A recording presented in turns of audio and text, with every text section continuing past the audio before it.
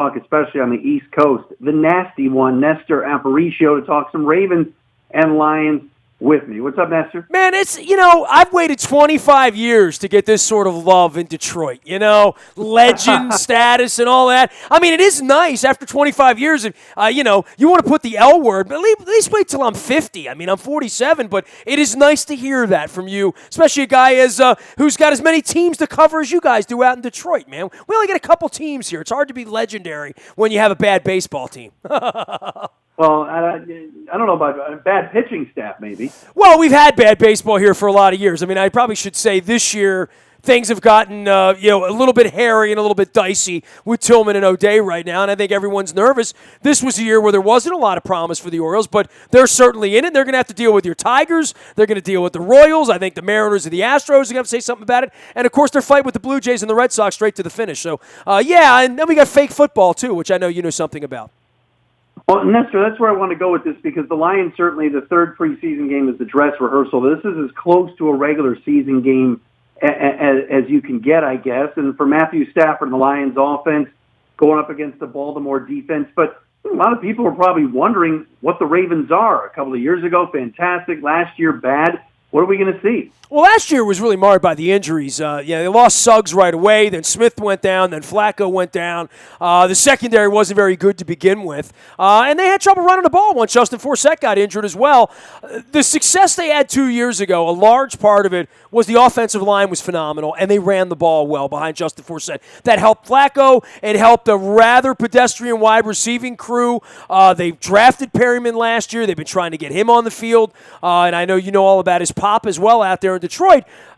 For the Ravens this year, there are so many questions, which should have made these preseason games maybe more interesting than the fake football they are. Maybe on Saturday we'll feel like we've learned a little something. But you're not going to see Steve Smith out there. You're not going to see Suggs, Doomerville. Dennis Pitt is nursing a finger injury, trying to get back on the field as well. This has been a very choppy preseason for the Ravens. But the big news, the good news is number 5's healthy. He's been running around. He looks fine. He has not played in a game yet. This will be his first opportunity to go out with the offense. So you Lions fans will get the best look at the Ravens that we've seen this year. I mean, it's really hard to talk about the Ravens through 2 preseason games when Ryan Mallett and Josh Johnson have been the guys running around out there. Nestor Aparicio, WNST Radio in Baltimore, with me. You mentioned Joe Flacco a little bit, referencing number 5. Is Joe Flacco, in your mind, better than Matthew Stafford? I don't think there's any question about that. I mean, look at the regular season victories. Look at the postseason. Super Bowl MVP. Are they that dissimilar? Yeah, maybe not. And, on any given Sunday, certainly Stafford had his day back in the era of Jimmy Schwartz and, Megatron and a better defense at that point with Sue and Fairley in their prime. Stafford's had a lot of the weapons around him kind of taken away and never really had a running game. Flacco has benefited from a lot of it, including Anquan Bolden in his prime here a number of years ago, and Derek Mason before that. I think Flacco's had better weapons around him and therefore has looked better. Of course, Flacco in the beginning of his career had, Ed Reed and Ray Lewis in their prime and Ray Rice in his prime. So Flacco's had a better supporting cast. I don't think there's any doubt about that. The question is, where are these teams now in a crossroads? And certainly both of these franchises in a crossroads. I'm fascinated by how much of the Raven building has made its way out into Detroit. This is really kind of a homecoming for a whole bunch of Super Bowl 47 guys this week. No, it is. And the reason, I guess, Nestor, I ask about that is because certainly a topic here, and it's been a topic on my podcast since I started it last month, or this month has been Stafford, his development, everything else.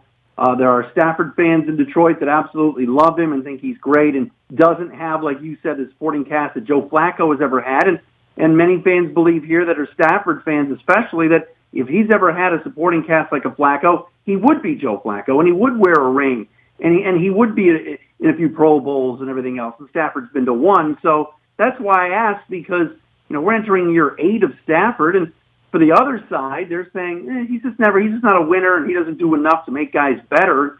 That's what I'm wondering about Flacco because certainly we've seen it.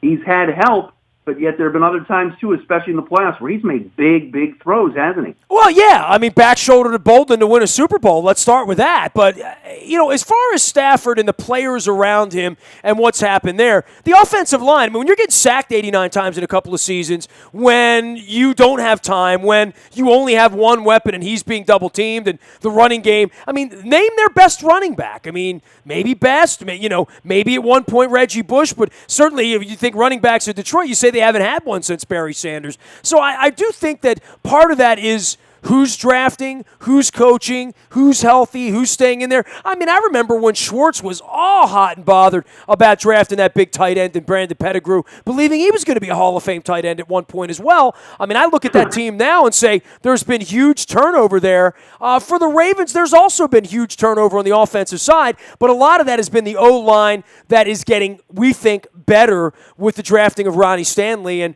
we used our number one draft pick on him instead of the guy who had the gas mask bong that's down in Miami at this point.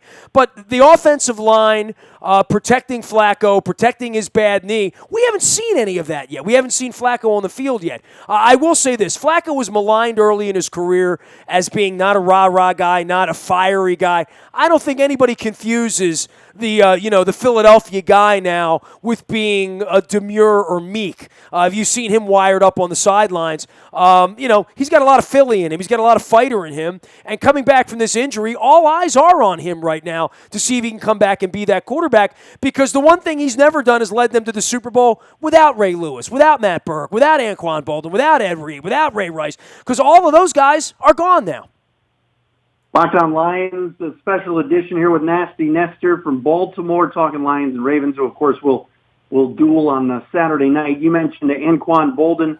There's still gas left in the tank, and he's a lock to make the Lions. How much is there left, and what would he mean to this locker room?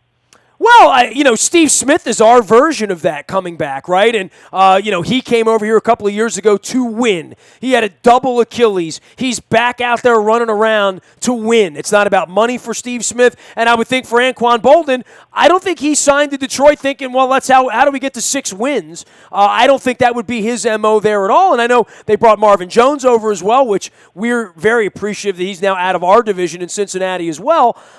These aged receivers. Derek Mason was one of those guys that hung around here for a long period of time. Obviously, Calvin Johnson cut out early, leaving you guys with a gaping hole. I mean, the thought there is he might have had 3 to 5 years of football left in him. He didn't want to do it. These veteran guys want to do it. And, for Mike Wallace, who's now been, summoned in here from 2 failed experiments in Miami, and I know you guys saw him in Minnesota as well, they have veteran guys here that they've brought in to try to throw the football around and stretch the field a little bit.